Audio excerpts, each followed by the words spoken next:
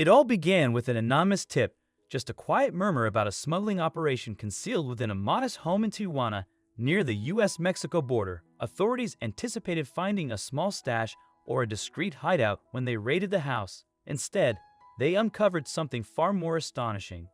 Hidden behind a wardrobe door was the entrance to a secret tunnel, stretching over a mile beneath the border into San Diego, California. What followed was a story of ingenuity, boldness, and a multi-million-dollar drug empire operating beneath the surface. The house in Tijuana appeared ordinary, a modest, single-story dwelling indistinguishable from the rest of the bustling border city. But on that fateful day, acting on a tip from an informant, Mexican authorities pushed past the wardrobe and discovered a narrow opening just wide enough for a person to squeeze through. It led to a steep, precarious shaft that descended into the unexpected, a tunnel more sophisticated than they had imagined. Measuring just 3 feet wide and 5 feet tall, the passage was tight but navigable, carved with remarkable precision over months, perhaps years. Dim electric lights flickered along its walls, ventilation pipes droned softly, and water pumps stood at the ready to prevent flooding, each detail a testament to the smugglers' meticulous engineering and the scale of the operation hidden beneath their feet. The tunnel snaked underground for more than a mile, crossing the international border undetected.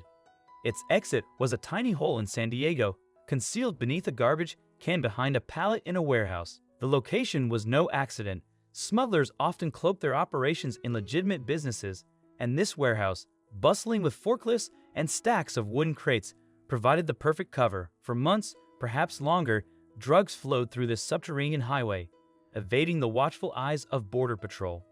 Authorities didn't rush in, they waited. After discovering the tunnel, they staked out the San Diego warehouse, observing the comings and goings. Their patience paid off when a truck rolled out, heading towards central San Diego. Discreetly trailing it, they watched as workers loaded boxes onto the vehicle. Sensing the moment was right, they swooped in. The haul was staggering: 1 ton of cocaine and more than 7 tons of marijuana crammed into the truck's cargo hold. It wasn't the largest drug seizure in history, but 8 tons of narcotics represented a street value in the tens of millions, a significant blow to the smuggling ring. 6 suspects were arrested on the spot: 1 American, 2 Cubans, and 3 Mexicans. Cross-border crimes like this often involve players on both sides, a grim reminder of the international web supporting the drug trade. When Border Patrol released photographs of the tunnel, the full scope of its construction came into focus. This wasn't a crude burrow scratched out in haste. Reinforced walls steadied the structure, electric wiring powered the lights, and ventilation kept the air breathable. Water pumps, a sophisticated touch, hinted at the smugglers' foresight. Flooding could have collapsed their operation, but they were prepared. Most astonishingly, it was all dug by hand, without machinery, a labor-intensive feat that spoke to both desperation and determination. The wardrobe entrance, though tiny, was a stroke of genius, easily overlooked by anyone not in the know. In San Diego, the garbage can disguise was equally clever, blending into the warehouse's cluttered backyard. Locating this tunnel had been a fluke. Its design made it nearly invisible to routine patrols. Yet, as remarkable as it was, this wasn't a one-off discovery. Since 2006, authorities have uncovered 13 similar tunnels along the U.S.-Mexico border, and the total since 1990 exceeds 115. These passages are more common than most realize, a shadow industry thriving beneath the sun-scorched frontier. Some are rudimentary, but others rival this Tijuana-San Diego find in sophistication. Take the so-called Super Tunnel, found in 2013, stretching the length of 6 football fields. It boasted reinforced walls, lighting, ventilation, and an automated track system for swift transport. Building such a structure costs hundreds of thousands, sometimes millions of dollars, but one successful drug shipment can recoup the investment tenfold. The infamous drug lord Joaquin El Chapo Guzman Lora elevated tunnel making to an art form.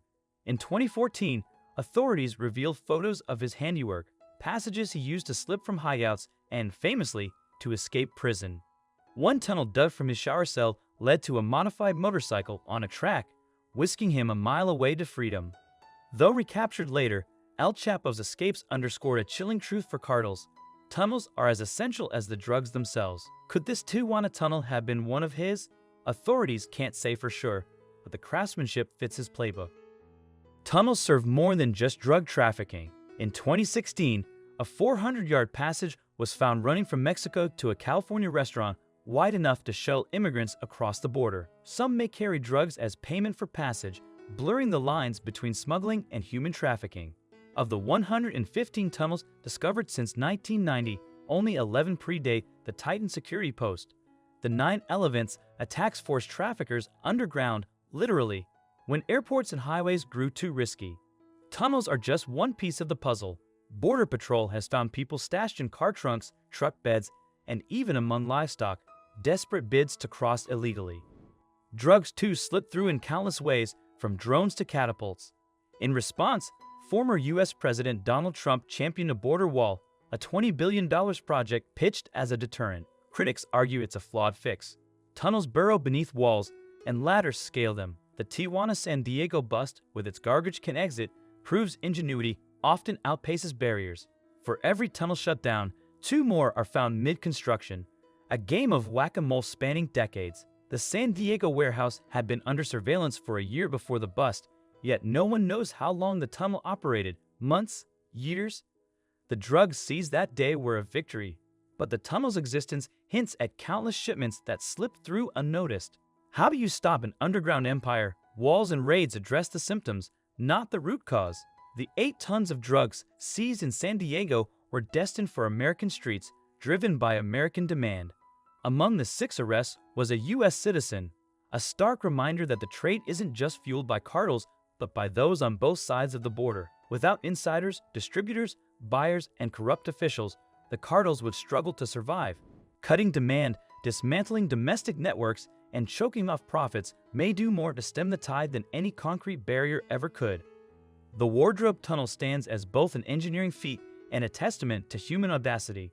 A multi-million-dollar risk carved from dirt and defiance. But it's also a symbol of a larger battle, one where desperation meets opportunity and authorities struggle to keep pace. Every tunnel sealed is a victory, yet somewhere, behind another wardrobe or beneath an unassuming alley, another passage is already being carved. As of February 27, 2025, the fight continues. The San Diego bust joins the tally of 115-plus discovered tunnels, another entry in a decades-long struggle. But it also leaves a lingering question. How many more lie undiscovered, fully wired with lights and pumps stretching beneath our feet? The smugglers' ingenuity is rivaled only by their persistence, ensuring the cat-and-mouse chase has no clear end. Authorities will keep digging, both literally and figuratively, searching for the next breakthrough. Until then, the border remains an unsolved puzzle, one hidden tunnel at a time.